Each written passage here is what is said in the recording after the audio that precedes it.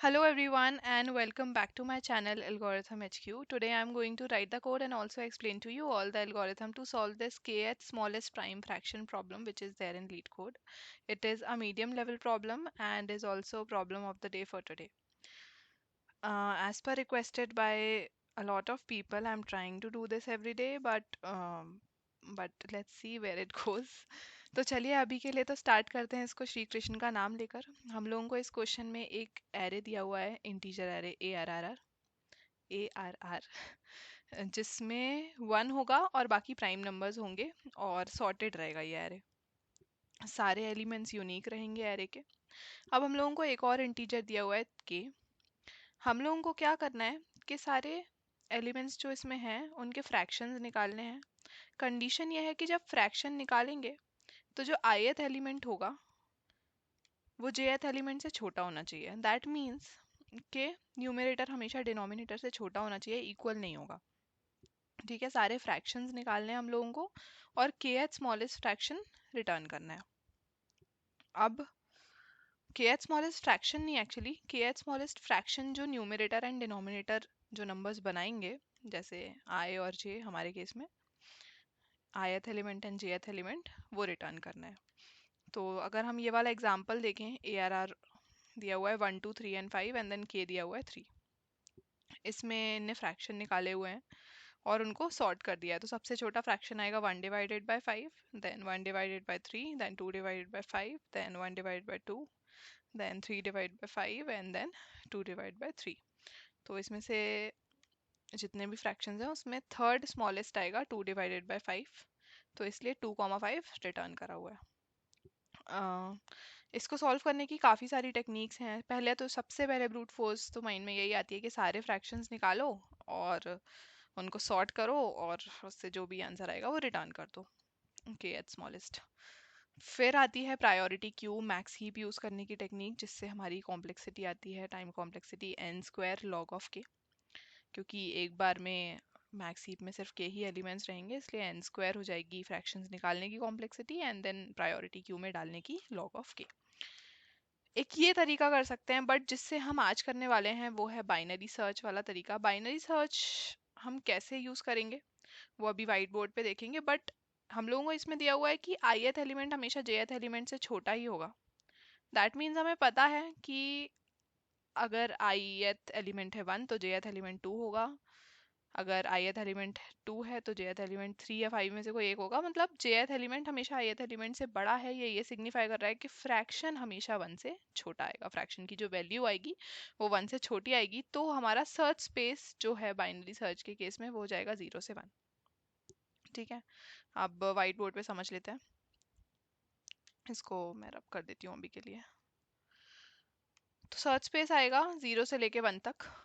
इसमें हम एक निकालेंगे मिड वैल्यू। अब मिड वैल्यू निकाल के हम देखेंगे कि इस एरे में कितने फ्रैक्शंस हैं जिनकी वैल्यू m के इक्वल या उससे कम आने वाली है। ठीक है, उसको हम दे देते हैं f, नाम दे देते हैं। मतलब f नंबर ऑफ फ्रैक्शंस इस एरे में हैं जिनकी वैल्यू m या उससे कम आने वाली है। ठीक है, तो ये फ्रैक्शंस निकाल के हम देखेंगे। अगर ये आ जाता है इक्वल टू के, अगर ये आ जाता है इक्वल टू के, दैट मीन्स हमें एक ऐसी मिड वैल्यू मिल गई है जिसके लिए नंबर ऑफ फ्रैक्शंस के या उससे लेस हैं, तो हम वो मिड वैल्यू जो भी क्लोजेस्ट न्यूमरेटर डिनोमिनेटर बनाएंगे, मतलब जिस न्यूमरेटर डिनोमिनेटर को डिवाइड करके हमारे मिड वैल्यू के क्लोजेस्ट वैल्यू आएगी, वो न्यूमरेटर एंड डिनोमिनेटर हम रिटर्न कर देंगे। ठीक है, तो इस केस में स्टार्ट एंड एंड तो हो गया। तो बेसिकली वो न्यूमरेटर एंड डिनोमिनेटर निकालना है जिसके लिए हमारे नंबर ऑफ फ्रैक्शंस के इक्वल या उससे कम आने चाहिए। तो वो निकालने के लिए हम एक और फंक्शन लिखेंगे। वो निकालने के लिए जब हम फंक्शन लिखेंगे तो हम आइटरेट करेंगे एक एरे पे। इसी एरे पे मान लो अगर करेंगे तो फिर ये रब कर देती हूँ मैं। वो निकालने के लिए, और हाँ एक और चीज़ कि अगर एफ हमने एफ इज इक्वल्स टू के वाले केस में तो हम सीधे रिटर्न कर रहे थे, लेकिन अगर फ्रैक्शंस, नंबर ऑफ फ्रैक्शंस आते हैं लेस देन के, तो क्या करेंगे? नंबर ऑफ फ्रैक्शंस आ रहे हैं लेस देन के, मतलब जो हमारा सर्च स्पेस था उसमें अभी हम मिडिल पे हैं, है ना? अगर मिडिल से थोड़ा आगे जाएंगे तो चांसेस हैं कि फ्रैक्शंस थोड़े और ज़्यादा आ जाएं, है ना? तो हम इस केस में क्या करेंगे? Start is equal to mid. ठीक है, हमें के क्लोज पहुंचना है आफ्टर ऑल, तो अगर फ्रैक्शंस कम है के से तो हमें स्टार्ट को अगर आगे बढ़ा देंगे तो मिड भी आगे थोड़ा सा बढ़ जाएगा, तो हमारे चांसेस ज़्यादा हो जाएंगे कि हाँ हमारे नंबर ऑफ फ्रैक्शंस अब के और क्लोज आ गए। और अगर एफ इज ग्रेटर देन के तो दैट मीन्स हमें के पास पहुंचने के लिए मिड को कम करना है, और मिड को कम करने के लिए हम एंड को कम करेंगे, यानी कि एंड को मिड बना देंगे। ठीक है, तो ये हो गया है। अब नंबर ऑफ फ्रैक्शंस निकालने की बारी आती है। नंबर ऑफ फ्रैक्शंस हम कैसे निकालेंगे कि हम एक वेरिएबल ले लेंगे आई, ठीक है, टू पॉइंटर अप्रोच से निकालने वाले हैं। एक वेरिएबल ले लेंगे आई और एक वेरिएबल ले लेंगे काउंट, ठीक है, जो कि काउंट करेगा कि कितने नंबर ऑफ फ्रैक्शंस की वैल्यू हमारे मिड से कम आ रही है। अब जे को हम लेके जाएंगे 1 से लेके n तक, n-1 तक, actually n is the length of the array. तो 1 से लेके n-1 तक लेके जाएंगे हम जे को, और हर जे के लिए हम क्या निकालेंगे? उतने आई जिसके लिए ith एलिमेंट पे जो वैल्यू है डिवाइडेड बाय jth एलिमेंट पे जो वैल्यू है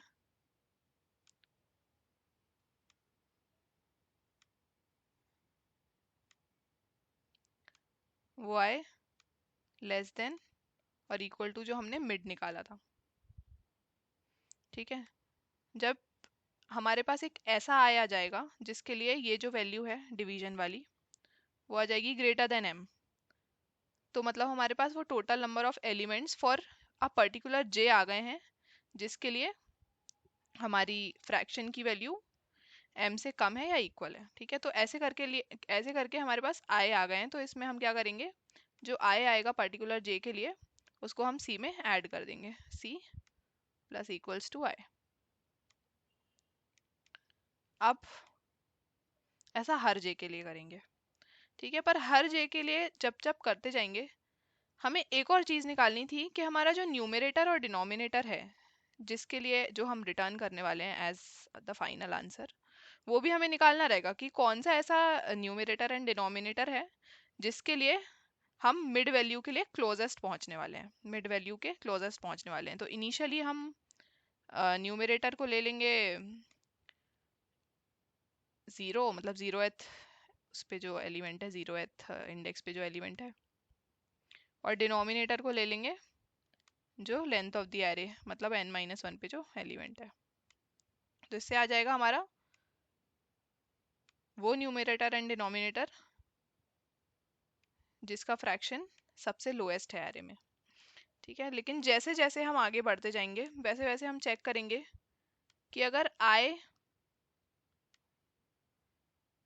नहीं, एक्चुअली i-1, क्योंकि i तो वो है जो कि इस कंडीशन को ब्रेक कर रहा है। जब ये कंडीशन ब्रेक होगी तो हम एक ऐसे आई पे पहुंच जाएंगे जिसने इसको ब्रेक किया है, तो हम i-1 पे जो न्यूमरेटर है और j पे जो डिनोमिनेटर है वो चेक करेंगे कि अगर वो हमारे न्यूमरेटर से ज़्यादा है, सॉरी कम नहीं ज़्यादा है, क्योंकि हमें के क्लोजेस्ट पहुंचना है, तो हम ज़्यादा के लिए देखेंगे जो करेंट न्यूमरेटर एंड डिनोमिनेटर है, तो इसको अपडेट कर देंगे। ठीक है, न्यूमरेटर को इक्वल्स टू i-1 पे जो एलिमेंट होगा वो कर देंगे और डिनोमिनेटर को जो जे पे एलिमेंट होगा वो कर देंगे। इससे हम क्या करेंगे कि वो न्यूमरेटर एंड डिनोमिनेटर निकालेंगे जो कि जिसका फ्रैक्शन मिड के क्लोजेस्ट आ रहा है। ठीक है, क्योंकि हमें kth स्मॉलेस्ट निकालना है, नॉट द स्मॉलेस्ट। अब एक और चीज़ नोट करने की ये है कि जब जब हम जे से आगे बढ़ेंगे, मतलब J1 होगा फिर 2 होगा, तब तब क्या हर बार आई भी 0 होगा? नहीं होगा, क्योंकि जब हमारा जे आगे बढ़ेगा, ठीक है, जे मान लो पहले 1 था, ठीक है, फिर 1 से हमने 2 करा, तो जो 1 था उसके लिए कुछ आई की वैल्यू आई, ठीक है, क्या हम ये कह सकते हैं कि ये आई एलिमेंट्स तो ऐसे होंगे ही जिनके लिए ith element divided by jth element जो कि अभी 2 है वो तो m से इक्वल या कम होगा ही, ऐसा कह सकते हैं हम, क्योंकि j जो है वो 1 से 2 पे जा रहा है, तो j जो है वो इंक्रीज कर रहा है, मतलब jth इंडेक्स जो है वो इंक्रीज कर रहा है, तो i पे जो वैल्यू होगी डिवाइडेड बाय j पे जो वैल्यू होगी, अगर j बढ़ रहा है दैट मीन्स ये वैल्यू तो कम ही हो रही है ओवरऑल। तो ये m से अगर ith एलिमेंट्स के लिए पहले वाले j के लिए कम थी, अगर m से इक्वल या कम थी, तो अभी वाले j के लिए इन i एलिमेंट्स की तो कम ही होगी, उसके बाद वाले आई उसके बाद के कुछ और एलिमेंट्स के लिए भी कम होगी, जिसके लिए हम सेम इसी तरीके से निकालेंगे ये वाइल लूप लगा के फॉर एवरी j।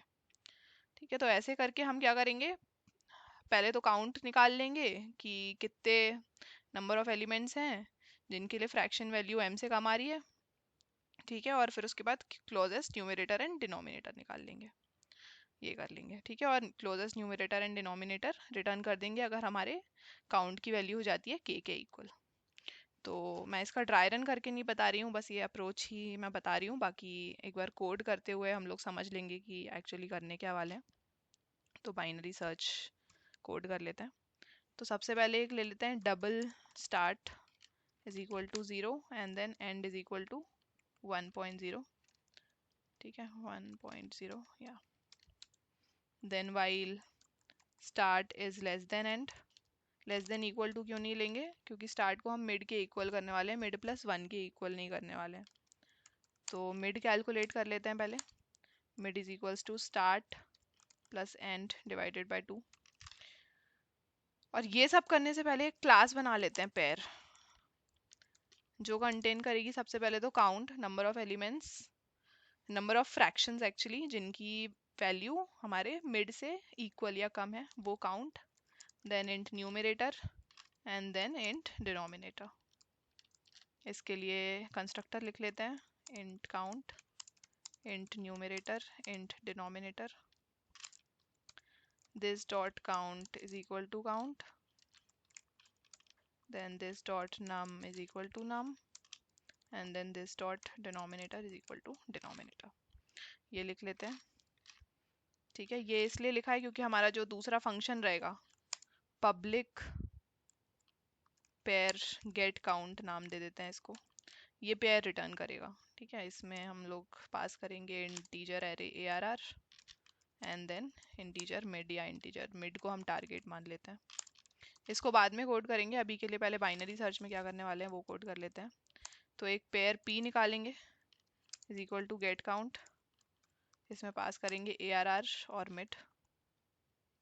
ठीक है, अब देखेंगे if p dot count equals to k, अगर k के इक्वल हो गया मतलब हमें यही रिटर्न करना है, तो return new integer array and then p dot num मतलब न्यूमरेटर, यहाँ पे p dot numerator comma p dot denominator. ठीक है, नहीं तो p dot count is less than k, अगर k से कम होगा तो हमें स्टार्ट को आगे बढ़ाना है ताकि चांसेस बढ़ जाएं कि नंबर ऑफ फ्रैक्शंस k के इक्वल आ जाएं। Start is equals to mid कर देंगे, और नहीं तो फिर end is equals to mid कर देंगे, और लास्ट में अगर कुछ नहीं होता है तो रिटर्न नल कर देंगे। आंसर मिल ही जाएगा वैसे तो ये इस पे कभी आ नहीं पाएगा रिटर्न नल पे।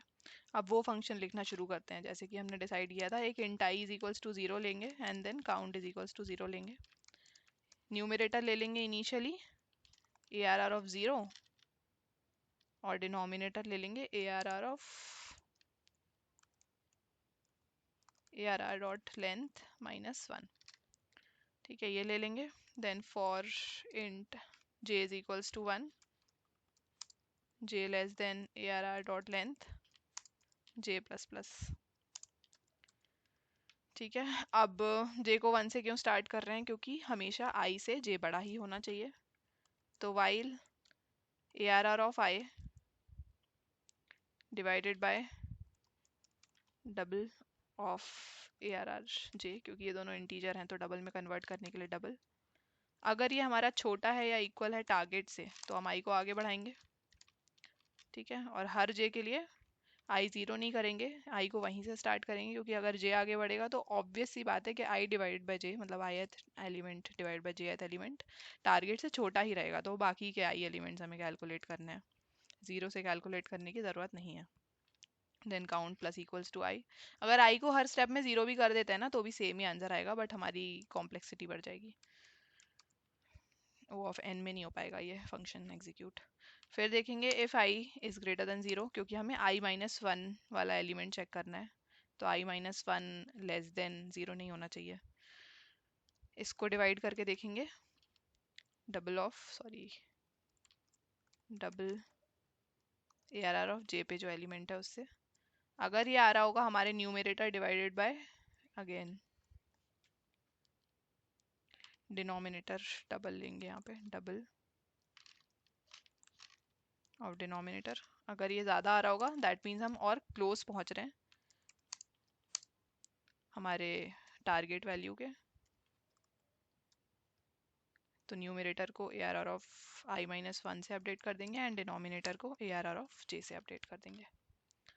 ये सारे स्टेप्स होने के बाद हम रिटर्न कर देंगे new pair count numerator and denominator.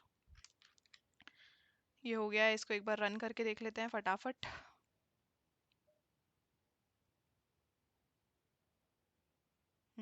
एक मिनट, एल्स लिखना था, सॉरी।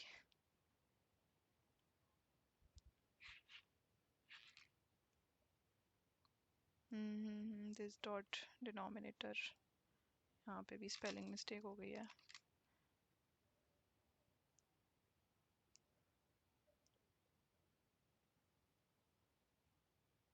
और ये इंट नहीं रहेगा, सॉरी, ये भी डबल रहेगा।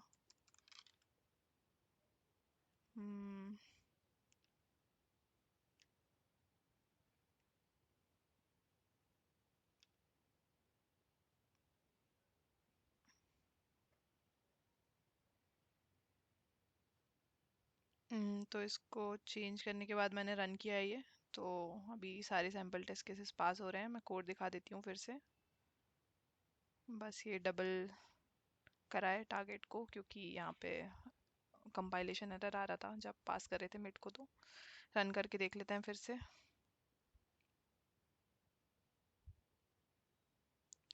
और फिर सबमिट करके देख लेते हैं।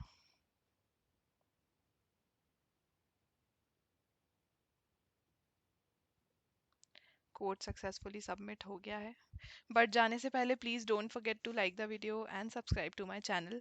Also please do tell me my improvement points in the comment section. Thanks a lot. That's it for the video. Radhe Radhe.